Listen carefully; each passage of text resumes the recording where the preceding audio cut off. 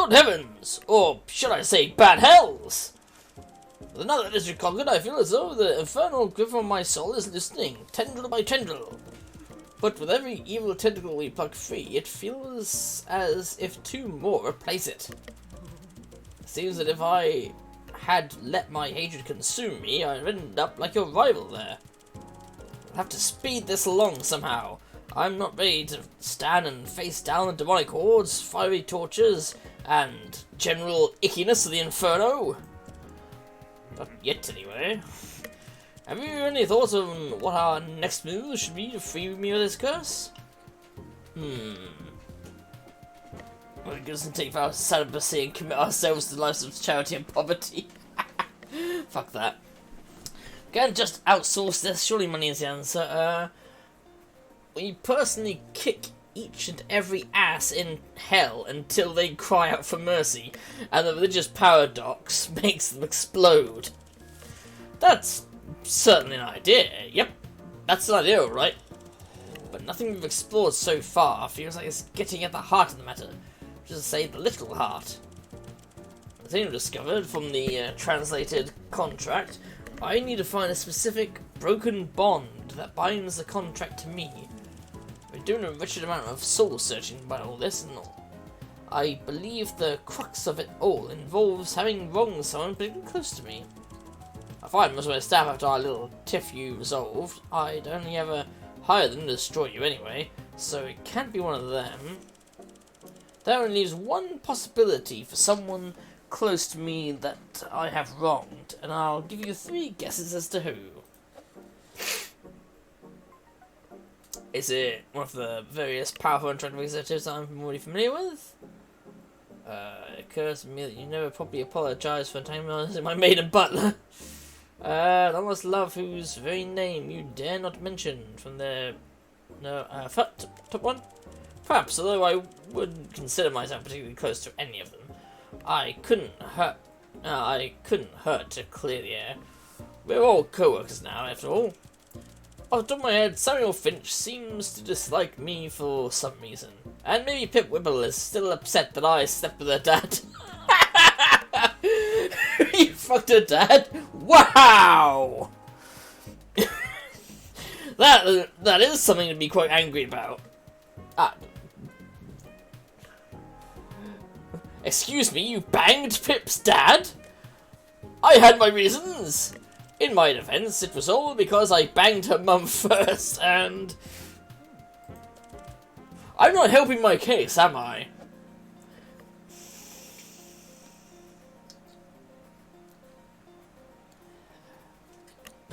Do they make greeting cards this occasion? Perhaps a gift basket. I don't know if this is the kind of thing you can apologize for. Do you even regret it? I don't find regret to be a necessary component of an apology. I banged both of them, again, a heartbeat. I only lament that she found out about it. However, I shall obey her wishes and find a way to move forward as friends, now that she knows I've enjoyed her parents in a carnal fashion. Maybe we'll put it like that. Yeah, I accidentally hit the button, whoops. Now then, let us go visit Pip and try to clear this whole mess up. Trying to make her way to Pip's estate, she answers the door and spots a nervously smiling Cashious, and immediately the colour drains from her face. No, no, no, no, no! Nope, I'm not ready to have this conversation.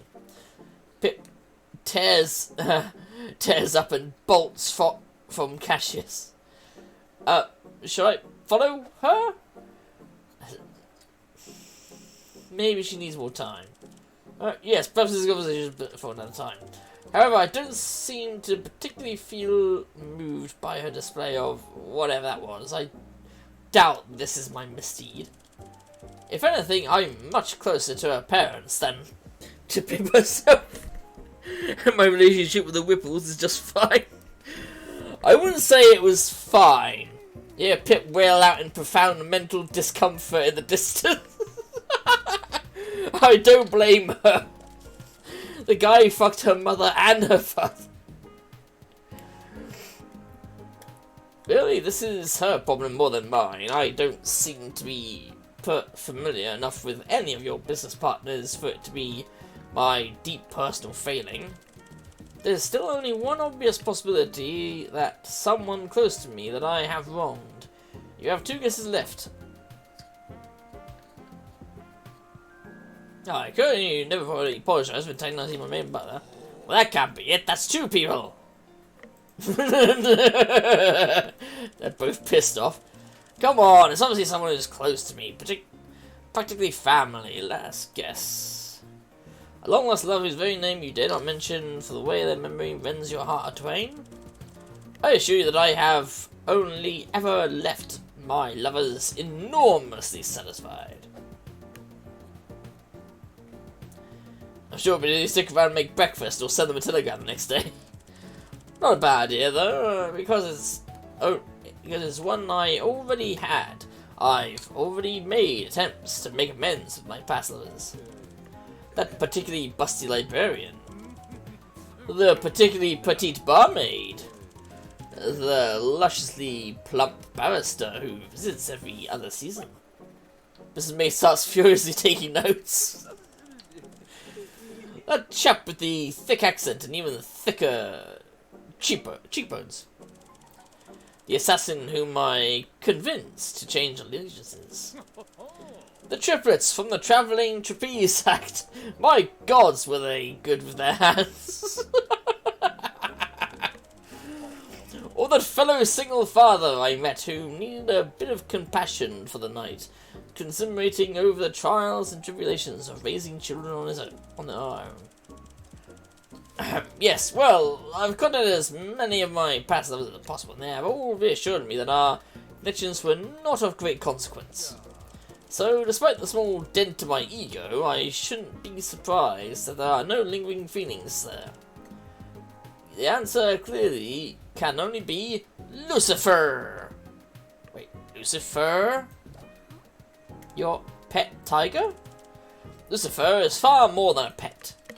Lucifer is my dearest companion, the best friend anyone could imagine, my closest confidant, and yes, he also happens to be a tiger.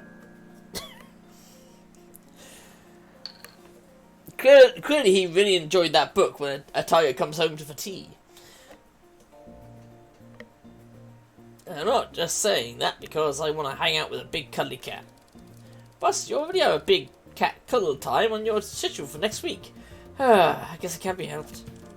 So then, I had previously considered that Lucifer should be released into the wild. Surely, I thought adopting a companion is a selfish deed? But no. Abdicating my parental responsibilities does not do anyone justice. I must instead repay the years of faithful company Lucifer has given me.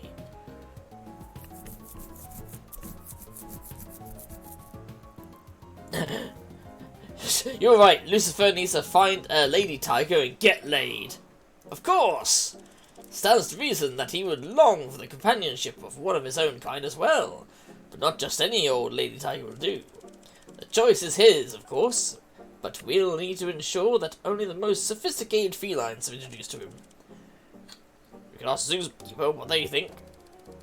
We could speak to a biologist to determine tiger compatibility. Or tiger speed dating.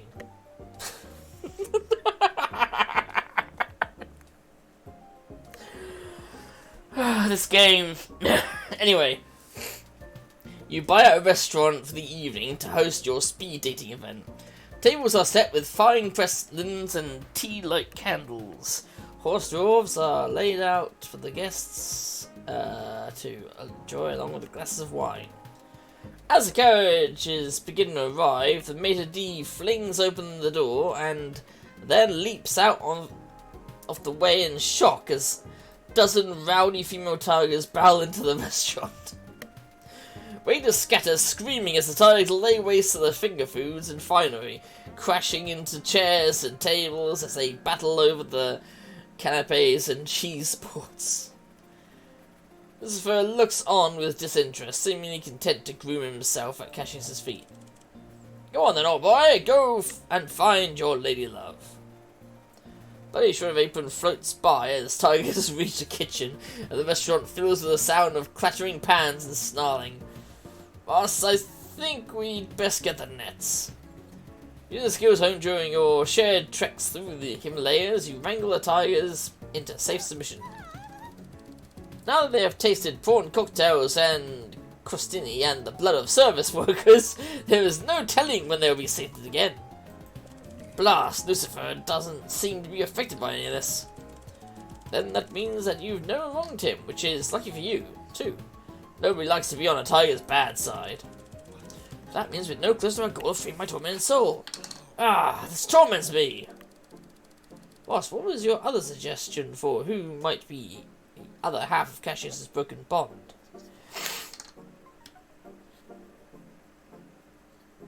This is a strange daughter whom he established a relationship with and who has the all too coincidental name Lapis. Fine! For the sake of argument, let us entertain the idea that the root cause of all this hellish hold is the relationship I have, or had, with my daughter. I haven't had contact with her in years. By all appearances, she's doing everything in her power to avoid me. Last time I saw her, she crossed the street to avoid me, and then grabbed onto the side of a passing train car to flee. Wow, that's a woman with daddy issues. How am I meant to make amends with my daughter if she won't even speak to me? There's only one way to resolve a complicated and sensitive family dynamic like this one: deception. But how best to trick my daughter into talking to me again? But how? You say you should play with the moral of the story is that you should really call your parents every once in a while. No, disguise yourselves as animals, establish trust, then spring on over to General Long. No. And then, I don't know, kidnapper. No, how the first one?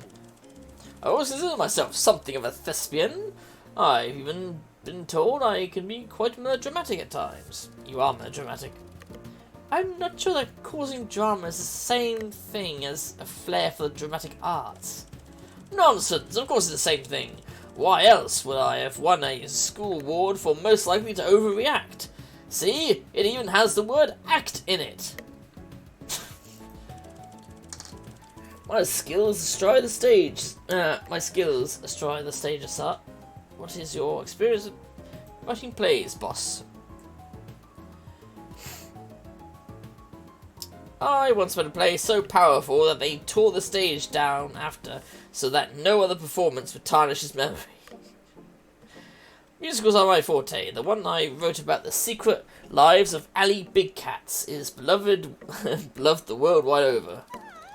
Boss, you could actually claim to have written Panthera the musical.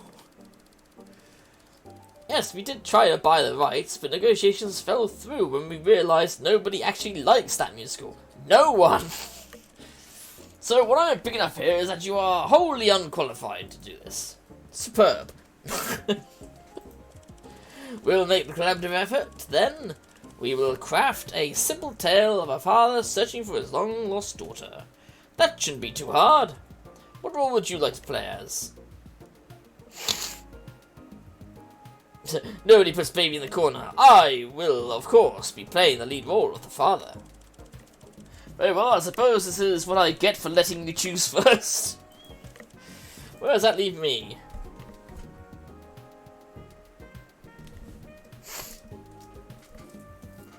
Play talking teacups, Realism's real chic.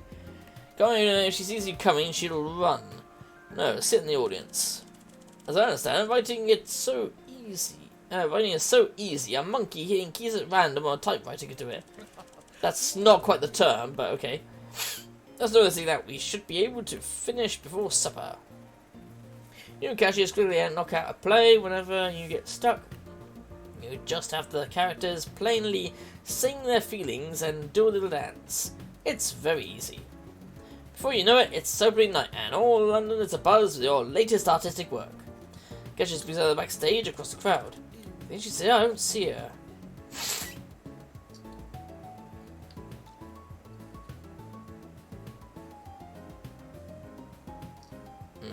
She'll be here. I went out marketing the thing.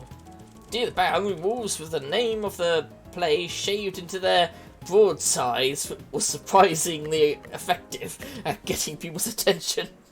That would get people's attention. Wait, there she is. Oh, that's his daughter. Wait a minute. Isn't she the travelling merchant that sells me those things every so often? I didn't know they were connected related at all. Damn. Your daughter's a merchant? Yes, and you never bothered to learn her name. Oh shoot, the play is about to begin. Let's break everyone's legs. Let's break everyone's legs. But he did raise a good point there. You don't learn her name at all. So it's perfectly reasonable that she is his daughter. I was interested in the garb of a distant and estranged father, which looks suspiciously like Cashious' manner of dress. You speak your first line.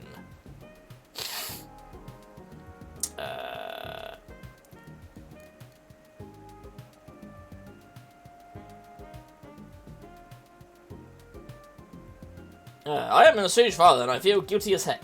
They're honest murderers. You can't tell you've hooked them with the intro. Now, the main argument.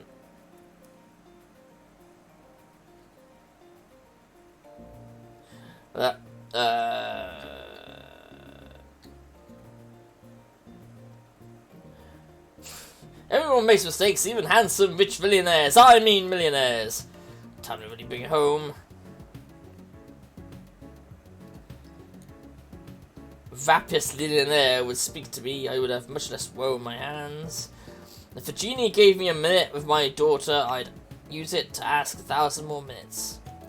Daughter, where are I? will at least give you £5 to forgive me.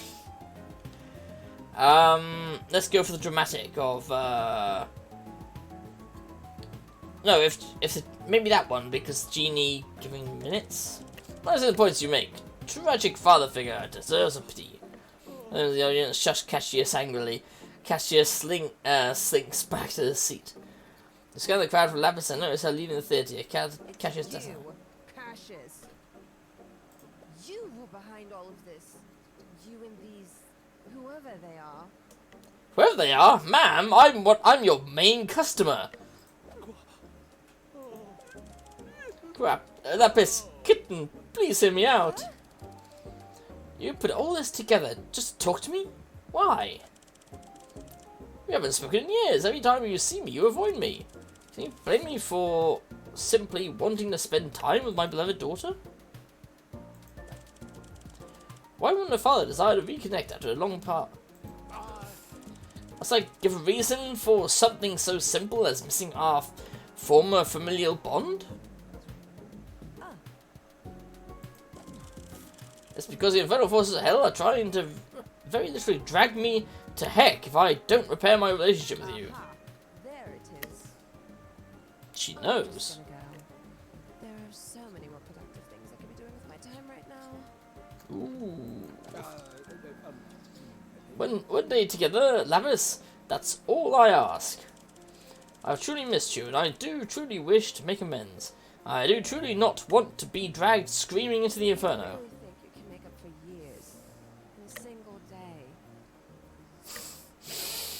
That's a tough position.